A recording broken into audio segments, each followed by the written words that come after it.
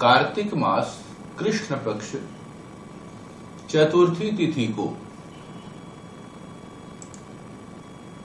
उत्तर भारत में सुहागन स्त्रियों के द्वारा यह पवित्र त्योहार निराहार और निर्जला व्रत किया जाता है। इस त्योहार का उद्देश्य परिवार में सुख शांति समृद्धि की वृद्धि, पति के दीर्घायु के लिए पुरानी परंपरा को निभाते हुए बड़ों से आशीर्वाद लेते हुए इस व्रत को किया जाता है। करवा चौथ का व्रत उत्तर भारत में बड़े जोर शोर से मनाया जाता है। सायंकाल एक सुंदर पूजा की थाली तैयार की जाती है,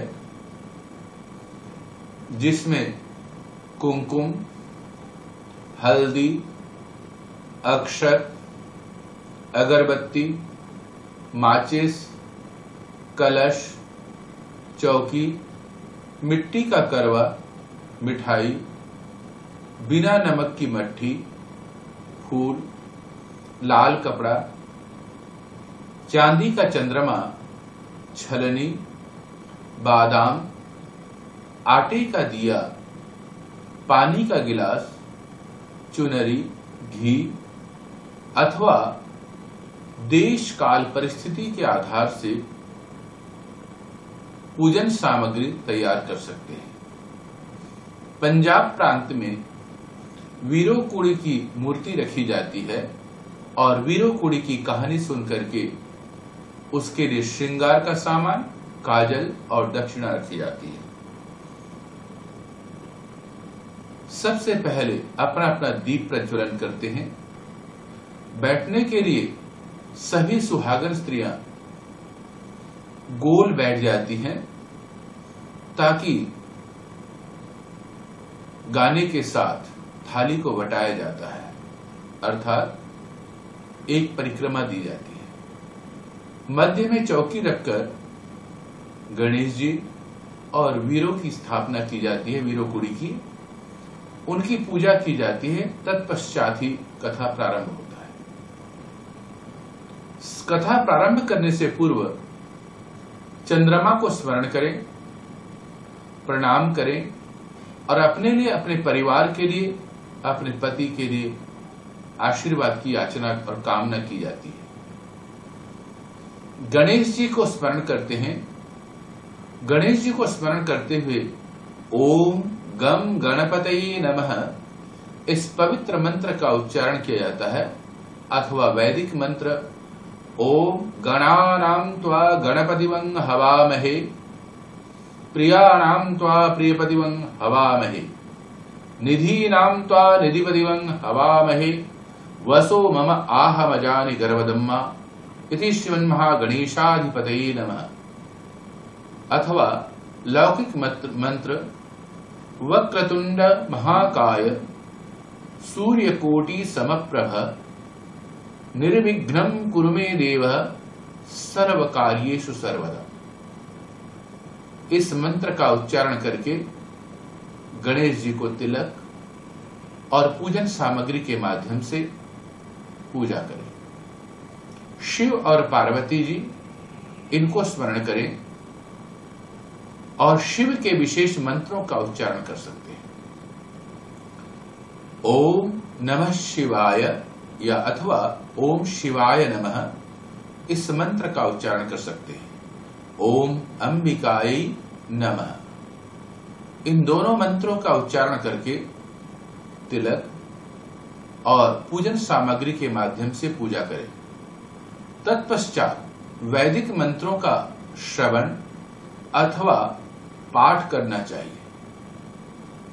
शिव इसके आराध्य देव हैं, अतः यह शिव संकल्प मंत्र सुनने से परिवार में सुख शांति समृद्धि की वृद्धि होती है और समस्त मनोकामनाएं परिपूर्ण होती है।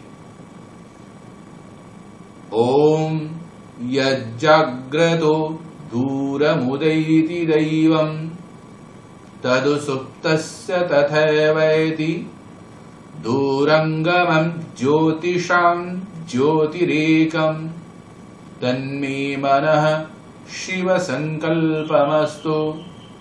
ओम येन कर्मण्यपसुं मनीषिणो यज्ञे कृण्वन्ति विदधीषु धीरः यदपूर्वं यक्षमन्तः प्रजानां तन्मे मनः शिव संकल्पमस्तु।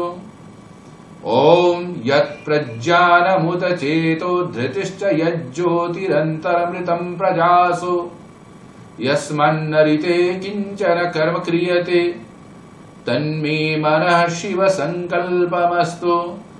ओम येनेदं भूतं भुवनं भविष्यत् परिगृहीतं ममृतेन सर्वं येन यज्ञस्तायते सप्तहोता तन्मे मनः शिव संकल्पमस्तु।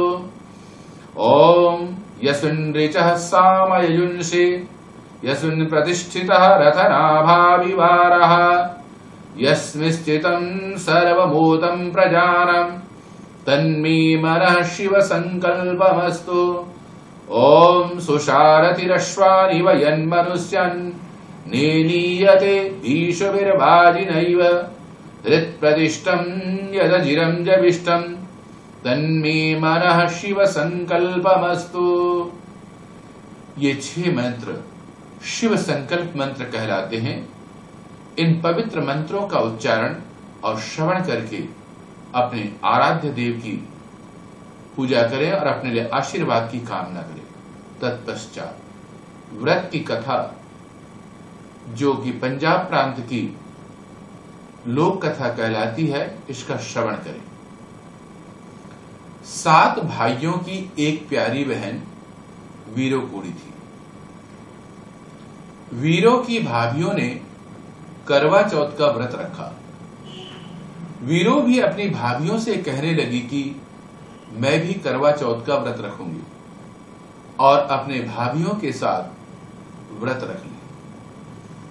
भाइयों ने जब बहन को दिन भर निराहार निर्जरा करवा चौथ का व्रत रखे देखा और शाम तक उसकी हालत देखकर वे सब चिंतित हो उठे। उसी दिन जब शाम हुई तो भाइयों को अपनी बहन की हालत देखी न गई। उन्होंने घर से दूर जाकर सरकंडों को आग लगा दी और चांद की तरह ही रोशनी कर दी। आग के सामने चारपाई रखकर उस पर चादर डाल दी ताकि दूर से उगता हुआ चांद लगे। अपनी बहन वीरो से कहा, देख वीरो, दूर चांद निकल आया है। वीरो ने उसी रोशनी को ही चांद की रोशनी समझकर अर्घ दे दिया और पानी पी लिया। पानी पीने के बाद भाभियों से कहने लगी कि तुम भी अपना अर्घ दे दो। तो वे कहने लगी कि हमारा चांद अभी नहीं निकला है। भाभियों ने अपना व्रत आसमान में असली चांद निकलने के बाद ही अर्घ देकर व्रत पूरा किया, पर वीरो भाइयों के कहने से व्रत तोड़ चुकी थी। अगले ही दिन सुबह वीरो के ससुराल से संदेशा आया कि आप जल्दी यहां चलिए आओ, क्योंकि राजा बहुत बीमार है।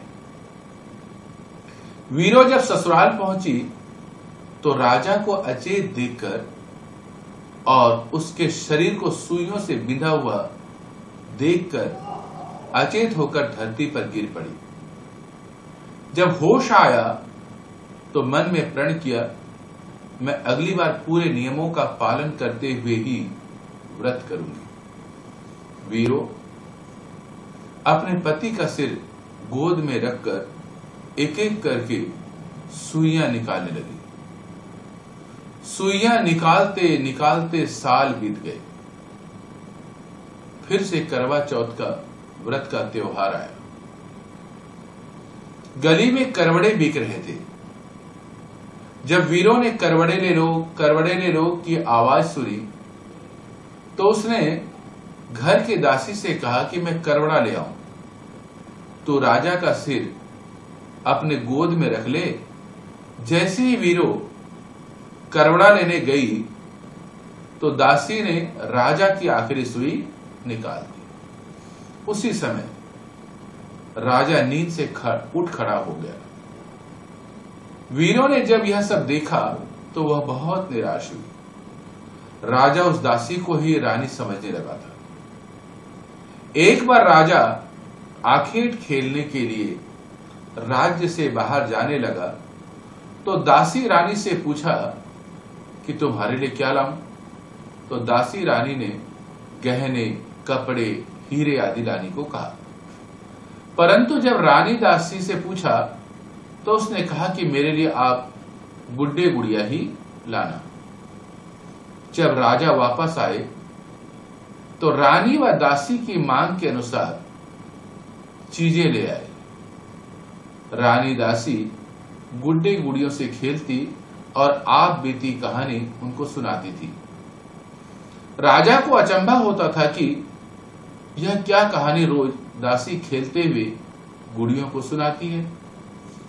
राजा ने छिपकर खेल खेल में सुनाते हुए उस कहानी को सुन लिया और दासी व रानी दोनों को ही बुलाकर के पूछा कि सच क्या है। तब दासी ने सारी बात सच सच राजा को बता दी। तब से राजा ने दासी को दासी बनाया और वीरों को रानी बनाया।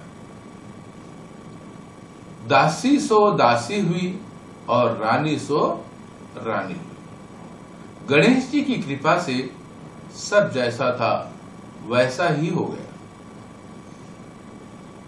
तत्पश्चात सभी व्रती स्त्रियां जल लेकर चंद्रमा को अर्घ्य दी और जल को हाथ में रख करके बोले, वार वर्ते वार, आज शुक्रवार, जो दिन है उस दिन का नाम ले आज वार।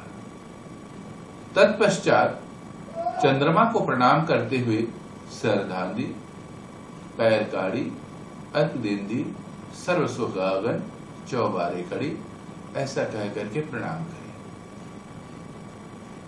जब व्रत समाप्त हो जाए गणेश जी से आशीर्वाद ले लें और उसके पश्चात अपने सासू माता जी से आशीर्वाद लेने के लिए चरण स्पर्श करके प्रणाम करें और आशीर्वाद प्राप्त करें। घर परिवार के सभी बड़ी महिलाओं से आशीर्वाद प्राप्त करें और महिलाएं उन्हें सौभाग्यवती भव का आशीर्वाद प्रदान करें। अगर आपको यह कथा पसंद आया तो सबसे पहले इसे सब्सक्राइब करें और अपने सहेलियों को सबको भेजें जो व्रत की कथा सुनना चाहते हैं। अगर आप पंजाबी संगीत के साथ इस व्रत कथा को सुनना चाहते हैं तो हमारा दूसरा वीडियो को क्लिक करें और वहां से सुनें। डॉक्टर गजानंद आर्य शास्त्री ऐसा लिख करके आप YouTube में क्लिक करेंगे तो वहां पर आपको यह वीडियो मिल जाएगा। तो सभी को डॉक्टर गजानंद आर्य शास्त्री का प्रणाम और साथ में सबको आशीर्वाद। किसी भी प्रकार की सूचना प्राप्त करने के लिए आप बटन के सीधे हाथ में एक छोटा सा बटन को क्लिक करें, वहां पर मेरा पूरा एड्रेस, और अगर आप घर में व्रत कर रहे हैं तो आपको दक्षिणा भेजनी है तो वहां पर मेरा अकाउंट नंबर जो कि संस्था के लिए है, गरीब स्त्रियों को पढ़ाने के लिए, गरीब बच्चों को पढ़ाने के लिए, गरीब लड़कियों को पढ़ाने के लिए है, आप वहां दान और दक्षिणा भेज सकते हैं। उसका लिंक आपको प्राप्त हो जाएगा और वहां पर पेटीएम नंबर के माध्यम से अथवा आप बैंक ट्रांसफर भी कर सकते हैं, ये आपकी इच्छा पर है। सबको डॉक्टर गजानंद आर्य शास्त्री का नमस्ते।